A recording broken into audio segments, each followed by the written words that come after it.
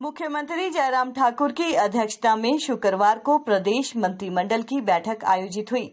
मंत्रिमंडल ने केंद्रीय गृह मंत्रालय और केंद्रीय स्वास्थ्य एवं परिवार कल्याण मंत्रालय द्वारा निर्धारित मानक संचालन प्रक्रिया का पालन करते हुए प्रदेश में कंटेनमेंट जोन से बाहर 9वीं से 12वीं कक्षा तक के विद्यार्थियों के लिए शैक्षणिक संस्थानों को अनुमति प्रदान की। इस निर्णय के अनुसार शैक्षणिक संस्थानों को 50% शिक्षकों और गैर शिक्षक कर्मचारियों के साथ 21 सितंबर से खोलने को अपनी स्वीकृति प्रदान की गई है। इसके लिए विद्यार्थियों के अभिभावकों अथवा संरक्षकों की सहमति अनिवार्य होगी। बैठक में लोक निर्माण विभाग में 7 कनिष्ठ अभियंताओं को उनकी शैक्षणिक योग्यता के आधार पर 23 नवंबर 2015 से नियमित करने का निर्णय लिया है, जिन्हें पूर्व में बतौर कंप्यूटर ऑपरेटर्स नियमित किया गया था। मंत्रिमंडल ने जिला मंडी के थुनाग स्थित राजकीय वानिकी एवं बागवानी महाविद्यालय में शैक्षणिक सत्र 2020-21 से वानिकी विषय में बीएससी आरंभ करने को भी स्वीकृति प्रदान की है। कैबिनेट मंत्री सुरेश भारद्वाज ने मंत्रिमंडल निर्णय को लेकर विस्तृत जानकारी दी। हिमाचल प्रदेश के विश्वसनीय ज्वेलर भूषण ज्वेलर्स सोलन।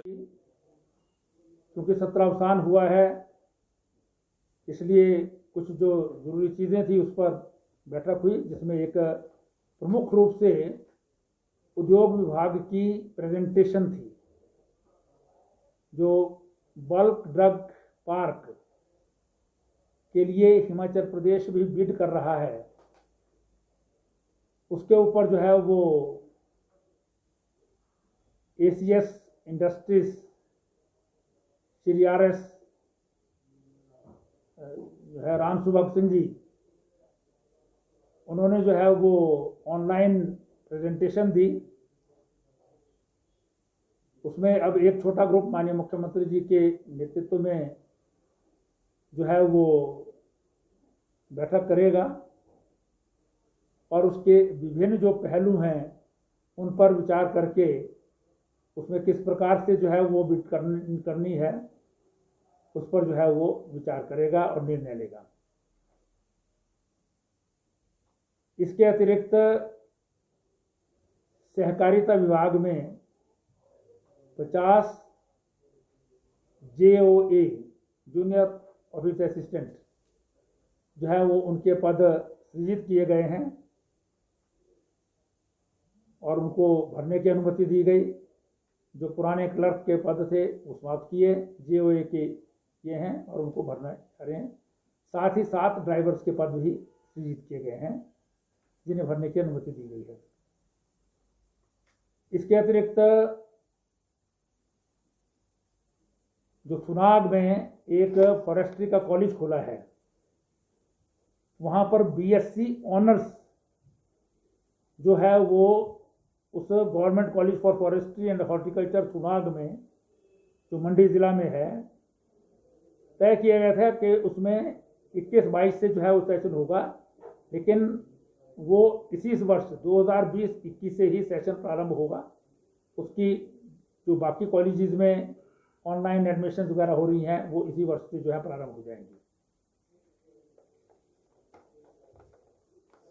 एक सबसे बड़ा महत्वपूर्ण विषय जो है वो एजुकेशनल इंस्टीट्यूशंस को खोलने वाले है।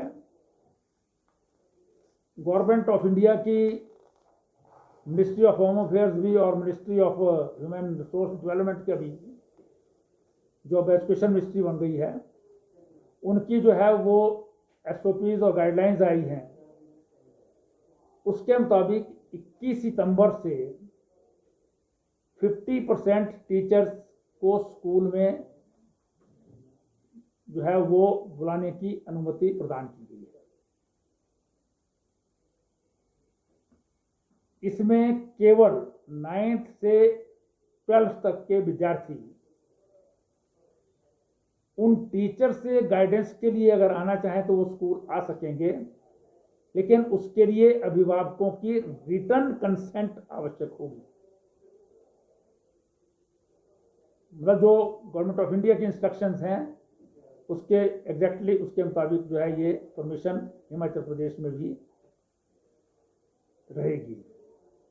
एक इसके अतिरिक्त इशू फर्स्ट ईयर और सेकेंड ईयर के एग्जाम का भी था, जो अभी डेफर किया गया है।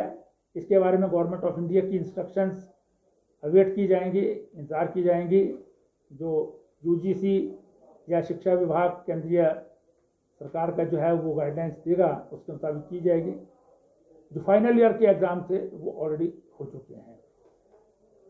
तो मुख्य रूप से जो है यही विषय आज बैठक में जो है वो लिए गए और जिन पर जो है निर्णय हुआ है।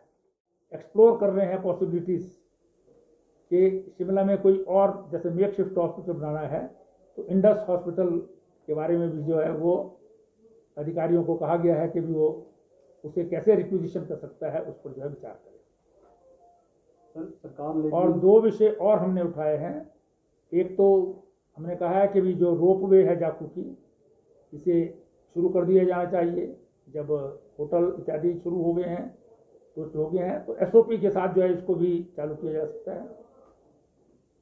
और दूसरा जो है वो इंडियन कॉफ़ी हाउस के वर्कर्स हैं, उनको वो क्योंकि वर्कर्स ही उसको चलाते हैं, तो उनके जो प्रोविडेंट फंड इत्यादि हैं उसके लिए जो है वो भारत सरकार से और वित्त विभाग मंत्रालय से जो है वो बात की जाए ताकि उनको राहत मिल सके।